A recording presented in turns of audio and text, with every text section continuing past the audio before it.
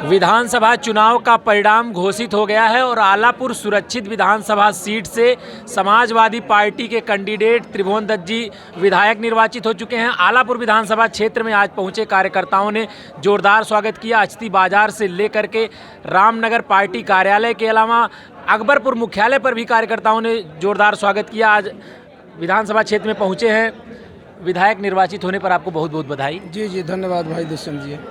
आलापुर विधानसभा seat से आप दूसरी बार विधायक निर्वाचित हुए हैं।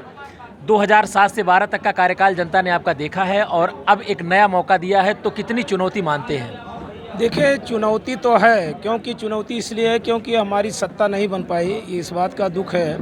लेकिन निश्चित तौर से जनता ने जिस उम्मीद के साथ आलापुर की जनता ने मुझे चुनाव जिताने का काम किया है, मैं पूरी कोशिश करूंगा कि जनता की अपेक्षाओं में खरा उतरूंगा, उनके दुख सुख में शामिल होकर के इस क्षेत्र के चौमुखी विकास के लिए पूरा प्रयास करूंगा।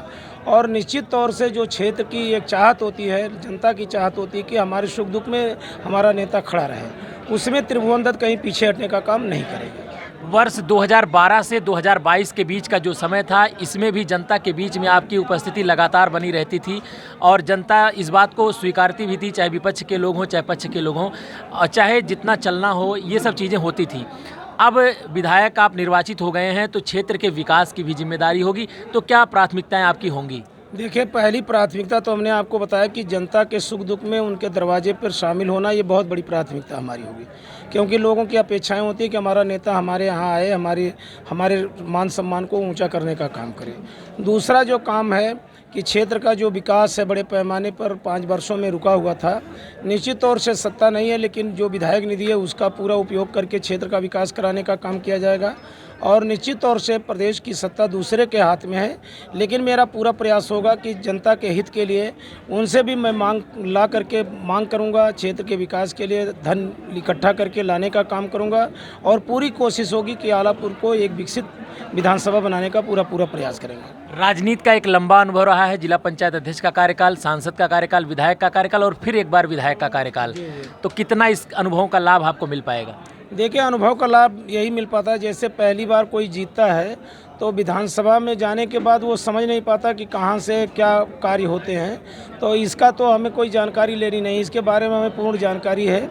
और निश्चित तौर से क्षेत्र के विकास के लिए अधिकारियों से, प्रमुख सचिव से या सत्ता में जो भी बैठे हुए लोग होंगे, तो क्षेत्र की जनता हमारी प्राथमिकता के आधार पर होगी, उसको लाने का पूरा प्रयास करेंगे। और निश्चित तौर से जो क्षेत्र के विकास के लिए काम होना चाहिए, एक विधायक की जो जिम्मेदारी होनी चाहिए, उसको मैं पूरा करने का प्रयास करूंगा।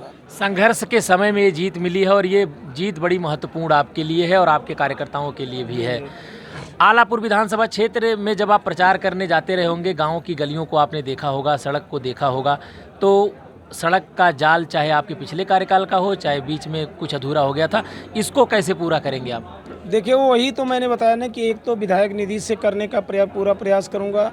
और अगर सत्ता जिसके हाथ में है, तो जनता ने सत्ता जब दिया है तो सत्ता एक व्यक्ति के लिए, एक पार्टी के लिए नहीं होती है।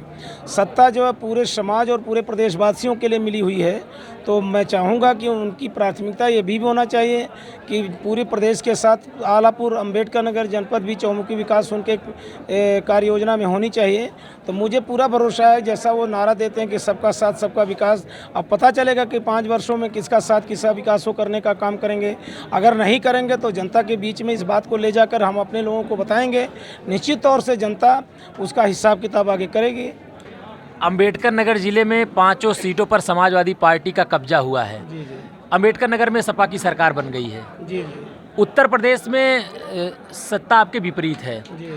तो विपरीत सत्ता में काम करना एक चुनौती है। जी। और इसको आप कितना महत्वपूर्ण मानते हैं? एक टीस मन में रह गई होगी कि समाजवादी पार्टी की सरकार नहीं बनी। देखिए, टीस तो है निश्चित तौर से, क्योंकि प्रदेश का जो नौजवान था, बेरोजगार था, किसान था, छात्र था, व्यापारी था, सबके लोगों के मन की एक चाहत थी कि उत्तर प्रदेश में समाजवादी पार्टी के राष्ट्रीय अध्यक्ष आदरणीय श्री अखिलेश यादव जी के नेतृत्व में सरकार बने।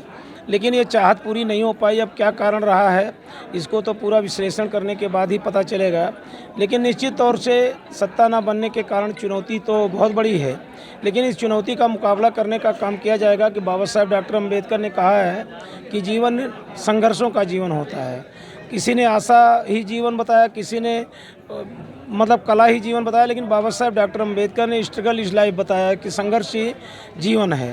तो निश्चित तौर से संघर्ष किया जाएगा, चाहे विकास के लिए, चाहे क्षेत्र की जनता के सम्मान के लिए। जो भी संघर्ष करने की जरूरत पड़ेगी, त्रिभुवन दत्त उसमें पीछे हटने का काम नहीं करेगा। इस जीत का श्रेय आप किसको देना चाहेंगे?